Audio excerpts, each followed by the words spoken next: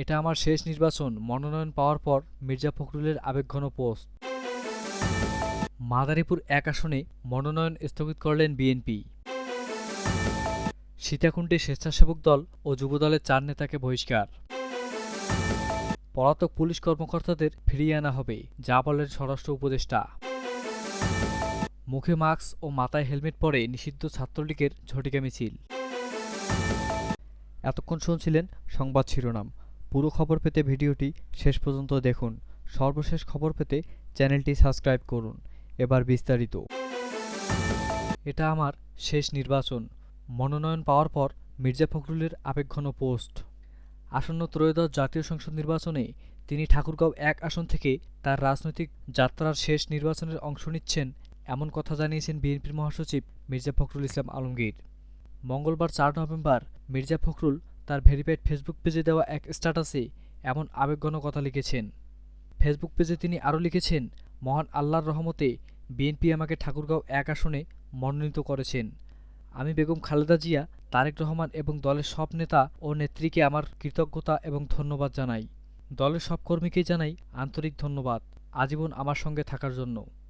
বিএনপির আরও কিছু স্মৃতিকথা তুলে ধরে তিনি বলেন, আমরা যারা সারাজীবন রাজনীতি করেছি, জেলে গেছি, আমাদের নিজেদের একটা গল্প থাকে, অনেকেই তা জানে না। আমি যখন ১৯৮৭-তে সিদ্ধান্ত নেই আবার রাজনীতিতে ফিরব, আমার মেয়ে দুটো একদমই ছোট ছিল, ঢাকায় পড়ত। আমার স্ত্রীর বয়স অনেক কম ছিল, সে প্রথমে স্তম্ভিত হয়ে গিয়েছিল, বুঝতে পারছিল কি ভয়াবহ অনিশ্চিত জীবনে পা দিতে যাচ্ছি। আমার মেয়ে দুটোর হাত ধরে সে নিয়ে গেলে স্কুল ডাক্তারের কাছে। মনে পড়ে আমার বড় মেয়ের একটা অপারেশন হবে। আমি সারা রাত গাড়িতে ছিলাম ঢাকার পথে, যাতে মেয়ের পাশে থাকতে পারি। এত কষ্ট হচ্ছিল, আমি ছিলাম মসজিদে যখন তার অপারেশন হচ্ছিল। গল্পগুলো অন্য কোনো দিন বলবো যদি আল্লাহ চান। এরকম গল্প আমাদের হাজার নেতাকর্মীর আছে। তিনি বলেন, এই নির্বাচন আমার শেষ নির্বাচন। যারা মনোনয়ন পাননি, বিশ্বাস রাখুন ইনশাআল্লাহ দল আপনাদের যথাযথ দায়িত্ব ও সম্মান দেবে। আপনারা সবাই আমার জন্য দোয়া করবেন, আমাদের দলের প্রতি নেতাকর্মীদের জন্য দোয়া করবেন। আমরা সবাই মিলে আপনাদের পাশে থাকব এবং কাজ করব ইনশাআল্লাহ। উল্লেখ্য, আসন্ন ত্রয়োদশ জাতীয় সংসদ নির্বাচনে বিএনপির পক্ষ থেকে ২৩৭টি আসনে সম্ভাব্য প্রার্থীর নাম ঘোষণা করা হয়েছে। মাদারীপুর ১ আসনে মনোনয়ন স্থগিত করলেন বিএনপি। ত্রয়োদশ জাতীয় সংসদ নির্বাচনের জন্য ২৩৭ আসনে গতকাল সোমবার মনোনীত প্রার্থীর নাম ঘোষণা করে বিএনপি। তবে ঘোষণার একদিন পরই অনিবার্য কারণ দেখিয়ে মাদারীপুর ১ আসনের প্রার্থী কামাল জামাল মোল্লার মনোনয়ন স্থগিত করেছে দলটি।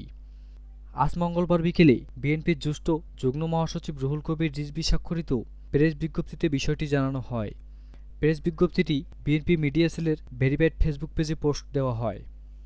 প্রেস বিজ্ঞপ্তিতে বলা হয়, গতকাল সোমবার ৩ নভেম্বর গুলশানে বিএনপির চেয়ারপারসনের কার্যালয়ে বিএনপির মহাসচিব মির্জা ফখরুল ইসলাম আলমগীর এক সংবাদ সম্মেলনে আগামী ত্রয়োদশ জাতীয় সংসদ নির্বাচনে দলীয় মনোনয়নপ্রাপ্তদের নাম ঘোষণা করেন।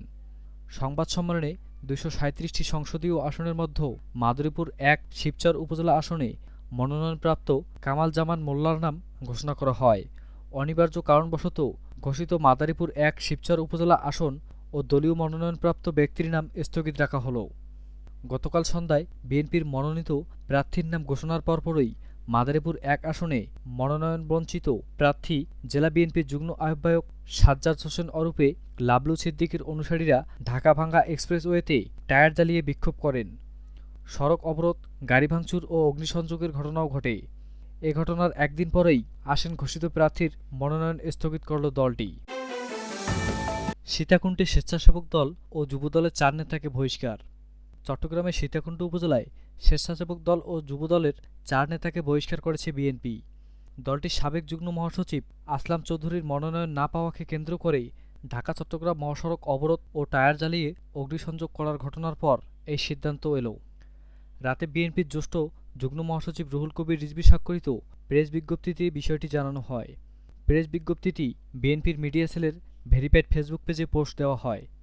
বহিষ্কৃত নেতারা হলেন সীতাকুণ্ড উপজেলা স্বেচ্ছাসেবক দলের সভাপতি আলাউদ্দিন, সাধারণ সম্পাদক হেলাল উদ্দিন বাবর, সীতাকুণ্ড পৌরসভার আহ্বায়ক মোহাম্মদ মামুন, যুবদলের সোনাইছড়ির সাধারণ সম্পাদক মমিন উদ্দিন।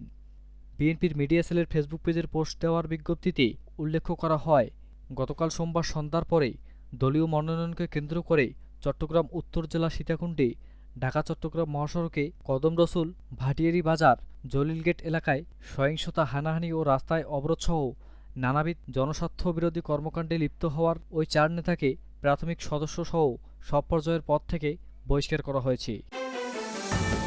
যেসব ফ্যাসিস্ট পুলিশ কর্মকর্তারা ৫ আগস্টের পর পালিয়ে গেছে তারা এখন অপরাধী হিসেবে গণ্য হবে এবং তাদেরকে ফিরিয়ে এনে বিচারের মুখোমুখি করার উদ্যোগ নেওয়া হচ্ছে বলে জানিয়েছেন স্বরাষ্ট্র উপদেষ্টা লেফটেন্যান্ট জেনারেল মোহাম্মদ জাহাঙ্গীর আলম চৌধুরী। এছাড়াও আগামী জাতীয় সংসদ নির্বাচন অবাধ, সুষ্ঠু ও নিরপেক্ষভাবে আয়োজনের জন্য যা যা করা প্রয়োজন তার জন্য আইনশৃঙ্খলা বাহিনীকে সব ধরনের নির্দেশনা দেওয়া হয়েছে বলেও জানান স্বরাষ্ট্র উপদেষ্টা। মঙ্গলবার ৪ নভেম্বর সচিবালয়ের স্বরাষ্ট্র মন্ত্রণালয়ে সভাকক্ষে আইনশৃঙ্খলা সংক্রান্ত কোর কমিটির বৈঠক শেষে এক প্রেস ব্রিফিংয়ে তিনি একথা জানান। বৈঠকে স্বরাষ্ট্র উপদেষ্টা, স্বরাষ্ট্র সচিবসহ আইনশৃঙ্খলা বাহিনী ও বিভিন্ন বিভাগের শীর্ষ কর্মকর্তারা অংশ নেন। বৈঠক শেষে সংবাদ সম্মেলনে স্বরাষ্ট্র উপদেষ্টা বলেন, ৫ আগস্টের পর থানা থেকে লুট হওয়া অস্ত্র উদ্ধারের কাজ চলছে। সম্প্রতি চট্টগ্রামের রাউজানে আইনশৃঙ্খলা বাহিনীর অভিযান চালিয়ে ১১টি অস্ত্র উদ্ধার করেছে এবং বেশ কয়েকজন সন্ত্রাসীকে গ্রেপ্তার করা হয়েছে। এছাড়াও সামাজিক যোগাযোগ মাধ্যমে গুজব নিয়ন্ত্রণে সর্বোচ্চ গুরুত্ব দেওয়ার নির্দেশ দিয়েছেন স্বরাষ্ট্র মন্ত্রণালয়। পুলিশ কমিশন গঠন নিয়ে এক প্রশ্নের জবাবে স্বরাষ্ট্র উপদেষ্টা বলেন, পুলিশ কমিশন হয়ে যাবে, এটি হওয়ার পর এর সুযোগ সুবিধা বিস্তারিত জানানো হবে। বিমানবন্দরে অগ্নিকাণ্ডের ঘটনা তদন্তের অগ্রগতি নিয়ে এক প্রশ্নের জবাবে স্বরাষ্ট্র উপদেষ্টা বলেন, বিমানবন্দরে অগ্নিকাণ্ডের ঘটনায় একটি কমিটি গঠন করা হয়েছে। স্বরাষ্ট্র মন্ত্রণালয়ের সিনিয়র সচিব নাসিমুল গনি তদন্তের কাজ করছেন। তিনি স্বরাষ্ট্র সচিব ৪-৫টি দেশে চিঠি দিয়েছেন। অলরেডি কয়েকটি দেশের বিশেষজ্ঞরা এসে তদন্ত করেছে এবং দেশের তদন্তকারী দলও তদন্ত করছে। তদন্ত শেষ হলে রিপোর্ট প্রকাশ করা হবে। তিনি বলেন, বিমানবন্দরে কার্গো ভিলেজ থেকে হাতিয়ার বা অস্ত্র চুরি হয়েছে কিনা এ বিষয়ে আমরা তদন্তের পর জানতে পারব। এখন তো বলা যাচ্ছে না যে চুরি হয়েছে। স্বরাষ্ট্র মন্ত্রণালয়ের সিনিয়র সচিব নিজেও এ ব্যাপারে তদন্ত করছেন। আসন্ন নির্বাচনে বিগত সরকারের আমলে দায়িত্ব পালন করা কর্মকর্তাদের প্রসঙ্গে তিনি বলেন, বিগত ২০১৪, ২০১৮ ও ২০২৪ সালের নির্বাচনে যারা দায়িত্ব পালন করেছে তাদের বেশিরভাগই কর্মকর্তাকে আমরা চেঞ্জ করব। মুখে মাস্ক ও মাথায় হেলমেট পরে নিষিদ্ধ ছাত্রলীগের ঝটিকা মিছিল। কিশোরগঞ্জে ঝটিকা মিছিল করেছে নিষিদ্ধ ঘোষিত সংগঠন ছাত্রলীগ। মঙ্গলবার ৪ নভেম্বর সকালে কিশোরগঞ্জ করিমগঞ্জ সড়কের সতাল এলাকায় জেলা পরিষদ সংলগ্ন স্থানে এই মিছিল অনুষ্ঠিত হয়। ঘটনার ভিডিও ইতিমধ্যেই সামাজিক যোগাযোগ মাধ্যম ফেসবুকে ছড়িয়ে পড়েছে। মিছিলকারীদের বেশিরভাগই মুখে মাস্ক ও মাথায় হেলমেট পরা ছিল। মিছিলে অংশগ্রহণকারীরা স্লোগান দেয়, অবৈধ ট্রাইব্যুনাল মানি না, মানব না, শেখ হাসিনা আসবে, বাংলাদেশ হাসবে, জয় বাংলা, জয় বঙ্গবন্ধু ইত্যাদি। জেলা ছাত্রলীগ সভাপতি আনোয়ার হোসেন মোল্লা সুমন ও সাধারণ সম্পাদক ফয়েজ ওমান খান মিছিলের বিষয়টি নিশ্চিত করেছেন। তিনি জানান, আগামী ১৩ নভেম্বর থেকে লকডাউন কর্মসূচি পালন করা হবে। এ বিষয়ে কিশোরগঞ্জ সদর মডেল থানার ভারপ্রাপ্ত কর্মকর্তা ওসি আবদুল্লাহ আল মামুন বলেন, ছাত্রলীগের কোনো মিছিলের বিষয়ে আমার জানা নেই, বিষয়টি দেখা হচ্ছে।